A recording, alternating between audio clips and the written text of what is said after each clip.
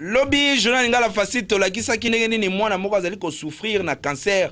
ya bana mikie pe bato ya mitema malamu babandi déjà ko sala quelque chose yo pe soki nzamba touchaki motema na lobby salela mwana wana quelque chose nzamba okanisa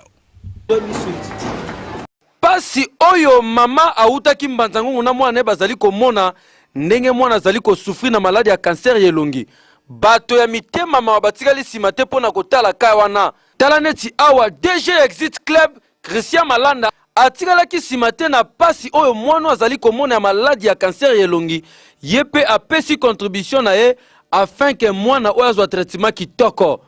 boyo kai awa na mikro Lingala facile ndenge azali ko expliquer tolandaki Lingala facile tomonaki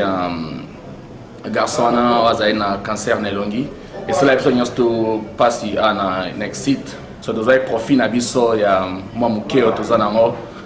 ya lundi tobayike to contribuer pour na ye non c'est pas pena bato mosusu mpe na koza na babusiness oyo mpe batolandaki Lingala facile